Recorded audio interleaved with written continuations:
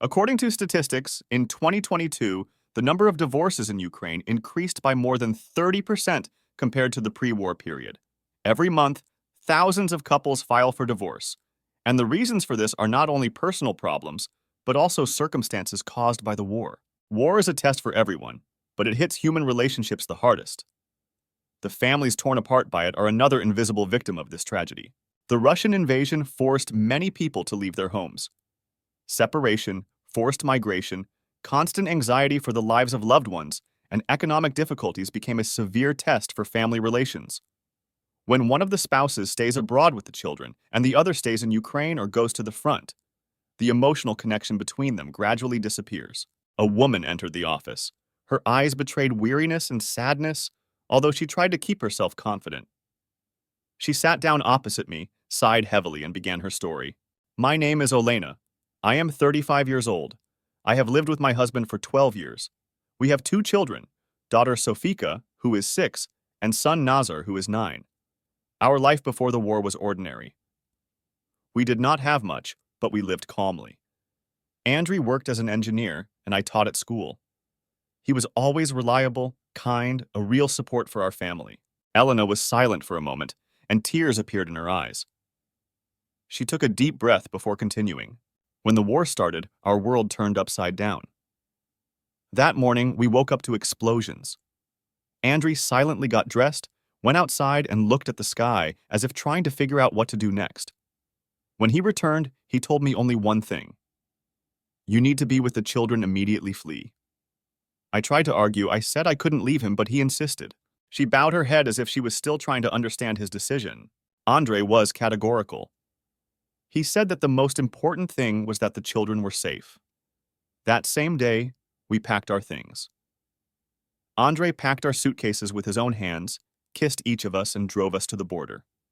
In parting, he said, "I love you. Come back when it's over." And then he turned around and drove back to Kyiv. Her voice shook, and she crumpled the fabric of her bag nervously. I remember how we stood at the border, watching his car drive away. Nazar shouted, "Dad, don't go!" And I just didn't know what to say. At that moment, I realized that our life would never be the same. Elena fell silent, looking out the window. Her story was just the beginning of the story I needed to hear. War changes people and their relationships, and I knew there would be more pain and trials for her to face. Elena looked away and sighed heavily. When we crossed the border and ended up in Poland, I was confused. I didn't have a clear plan. I didn't have any friends or relatives to turn to. My children and I ended up in a center for refugees. It was a big gym, where instead of the walls, only blankets stretched on ropes. People around were crying, whispering prayers or silent, immersed in their thoughts. I looked at Sofika, and Nazar understood. I have no right to break. She stroked an invisible wrinkle in her skirt, as if remembering those days. The next morning, I started looking for a job. I found a job in a store where knowledge of the Polish language was not required. There, I worked as a cashier. The children went to a school for Ukrainian refugees, which was organized by volunteers. Sofika missed her dad, often drew him, and Nazar tried to be strong, although I saw him quietly cry into his pillow at night. She paused with a heavy sigh, then continued. Andrei often called. Usually late at night when the children were already asleep. He always started with the words, "How are you there?" I talked about our life, about how Nazar became friends with a boy from Kharkiv, and Sofika learned her first Polish word. But he didn't like to talk about himself. I knew he was at the front, but he never did told the details. Only once did he say, "We're fine, don't worry," and that was all. Elena lowered her eyes, her voice trembled. But I was worried, constantly. If he didn't call for 2 or 3 days, I already imagined the worst. Every time I heard news about shelling or fighting, I panicked.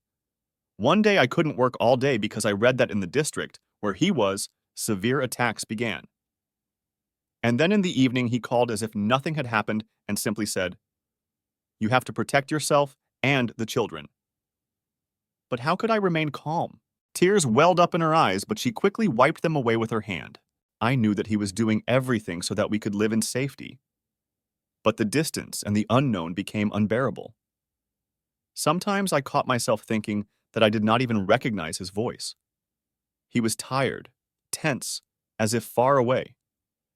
I realized that war changes not only circumstances, but also people. She paused as if hesitating to continue, but I held on. I wanted to be strong for him, for the sake of the children.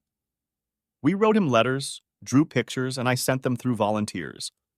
Sofika drew hearts and wrote, "Dad, I love you." And Nazar tried to write something serious, as if he were already an adult. I hoped that these little things would help him keep going.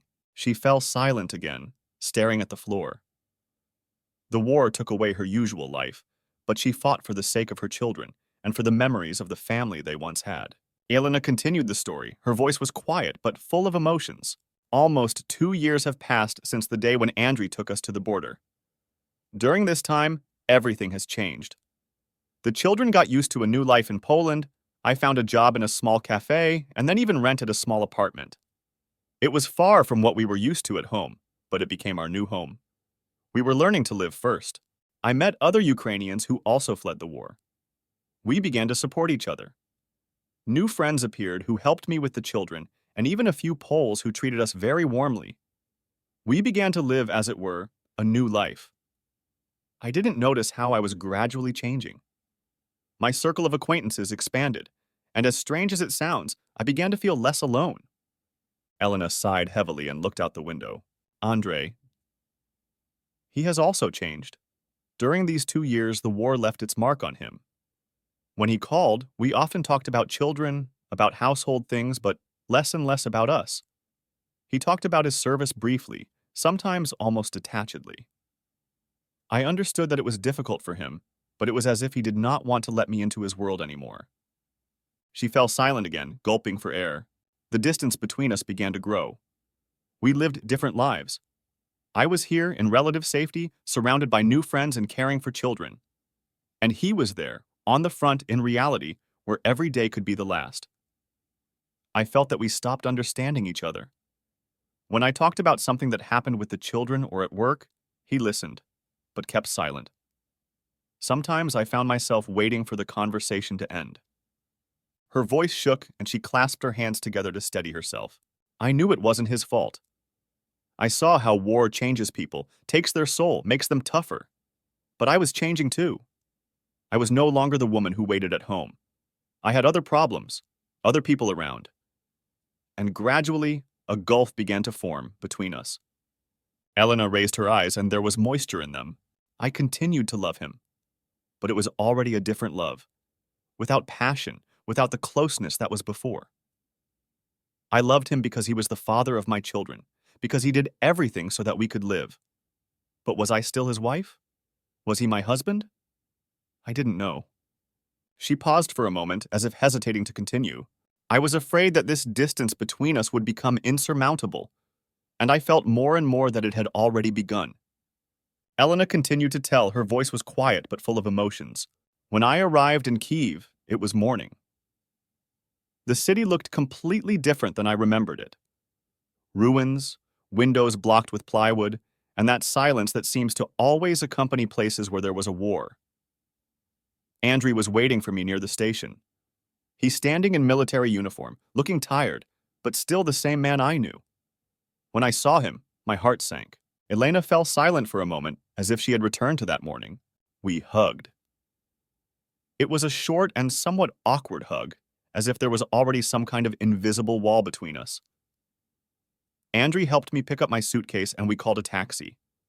On the way home, we hardly spoke. He asked about the children, if everything was okay with them. I replied that they missed him and handed him the drawings they made for Dad. He took them in silence, looked at each one for a long time, but said nothing. She smiled sadly. I was looking out the window of the taxi, and he was looking at the street. It was a strange feeling. We were close, but at the same time, as if completely far from each other. I tried to gather my thoughts, think of what to talk to him about, but the words did not come. She continued, slightly nervously fixing a lock of her hair. When we arrived home, everything seemed familiar and foreign at the same time. Our house, our apartment, everything remained as it was, but at the same time it seemed that it was a completely different place. I felt that no one had lived here for a long time as before. Elena sighed. Andre put my things in the room and then just sat down on the sofa. He looked exhausted, as if all this time he was holding on only by force of will. I made tea to relieve the tension. We sat at the table and were silent. There was so much that I wanted to say, but didn't know how to start. In the end, I asked, "How are you, Andre?" She fell silent, looking somewhere past me. He just said, "I'm fine." But I saw that this was not true. He looked tired, exhausted, as if he had become a different person. He no longer shared his feelings. I tried to support him, told him about our life Poland, but he listened to me in silence, only occasionally nodding. Elena paused as if collecting her thoughts. So a few days passed. We spent time together, but there was not much talking. He got up early, went for walks, or did his chores, and I tried to be useful at home. One evening, he sat down next to me and said, "Thank you for coming."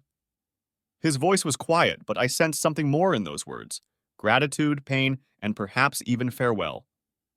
Her voice shook and she wiped the tears from her eyes.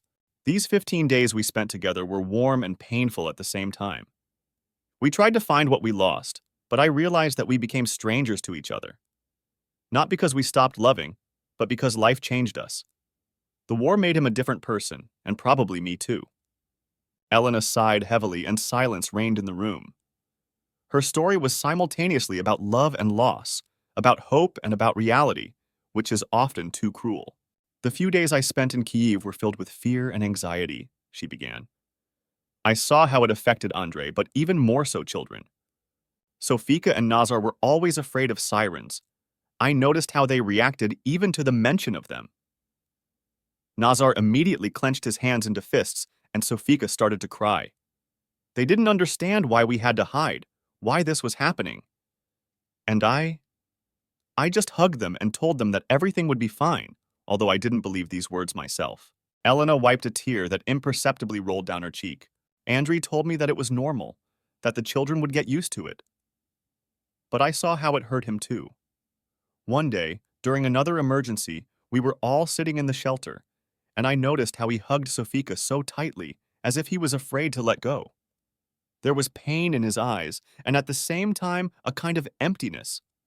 He told her, 'Daddy is here, you are safe,' but he himself was far away in his thoughts.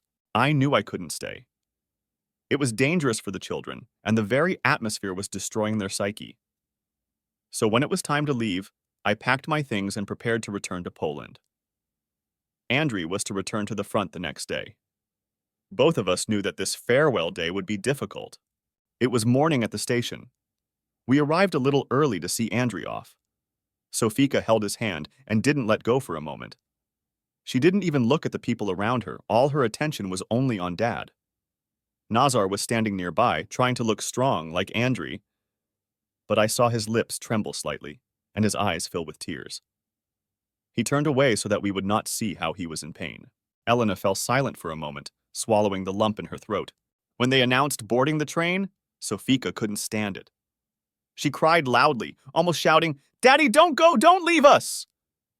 Her thin voice was so full of desperation that even the passers-by began to look around.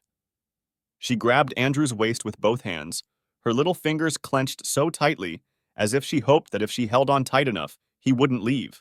Elena wiped a tear that rolled down her cheek. Andre leaned over her, hugged her, and began to whisper something soothing. "Sophia, you are my brave girl. I have to go, but I promise to return. You know how much I love you, right?"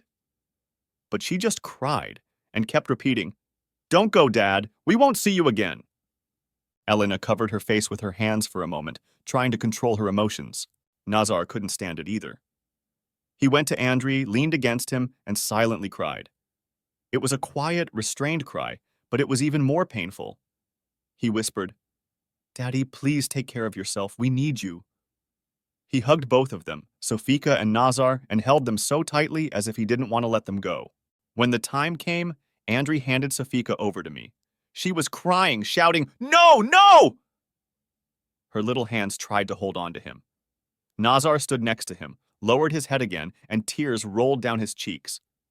I held Sofika, comforting her, but my own tears did not stop flowing. Elena fell silent for a few seconds, her voice completely lowered. It was like we were saying goodbye forever. I hugged him and thought I might never see him again. He tried to hold on, but I knew how hard it was for him. We didn't say much. Words were unnecessary. We just stood there, holding each other until it was time to go. He got on the train and waved to us from the window. His face was calm, but I could see how much he was in pain. We stood there until the train disappeared from view. Sofika was still crying.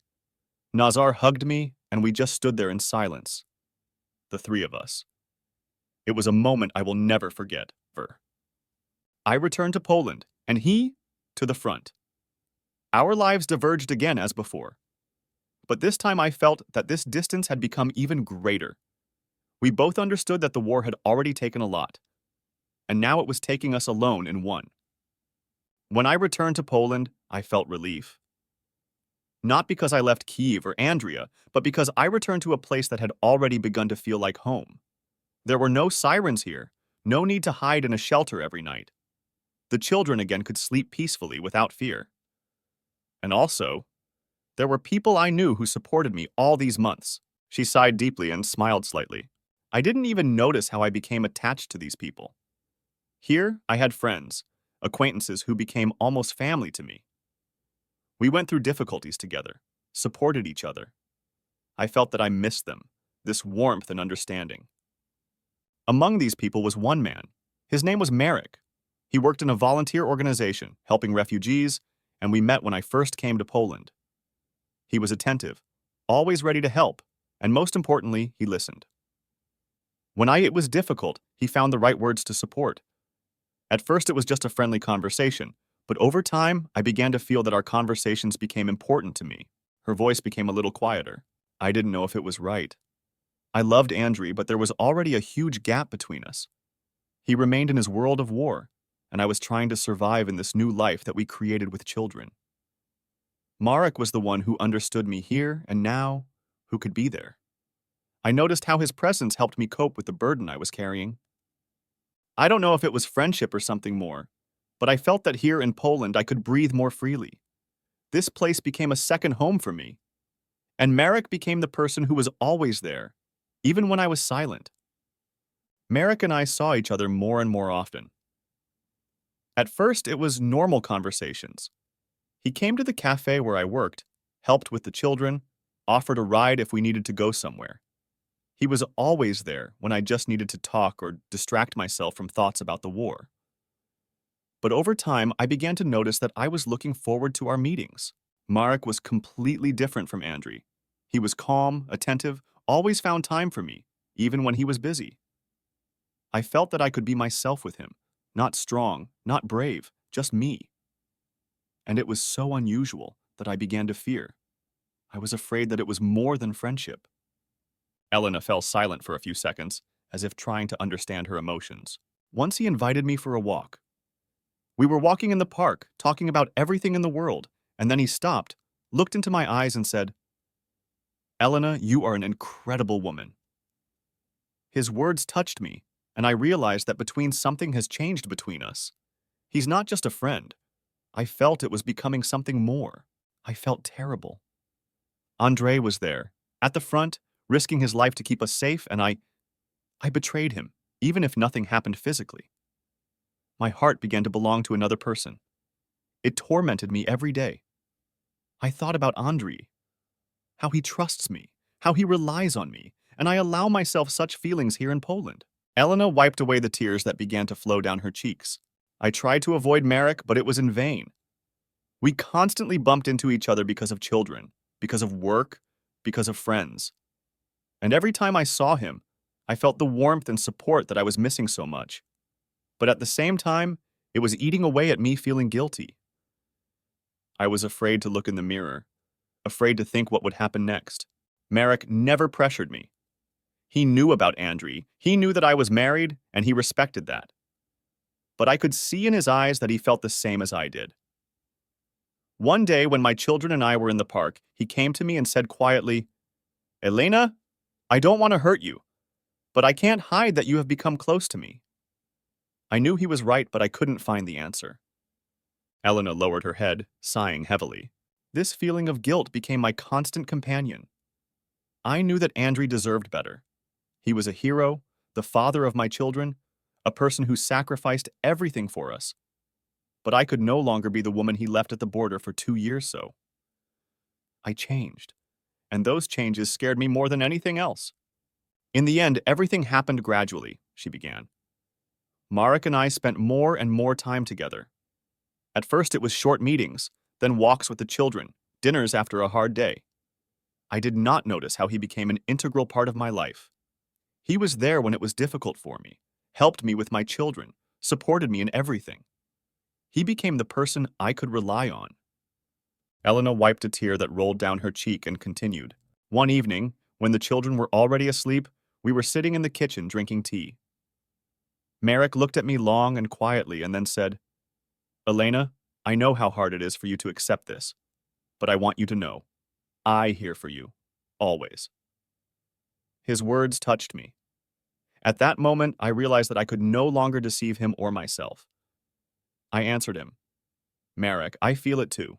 Her voice shook and she clenched her hands. He gently took my hand. It was like an admission of something I had been trying to hide for a long time.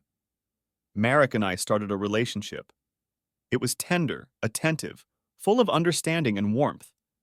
He was the one for me who filled the void I had left war. Elena took a deep breath, as if she wanted to collect her thoughts. But that didn't mean I stopped thinking about Andrei. Every day I felt guilty. I looked at our children and thought, what? How will he find out? What?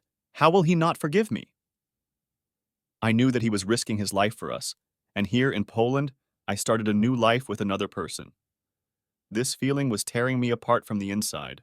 Tears welled up in her eyes, but she quickly wiped them away. Marek understood how difficult it was for me. He never pressured me, never demanded more than I could give. He said, Elena, I know you still love Andrei, and that's normal, but you have the right to be happy. His words helped me hold on, but the guilt never went away.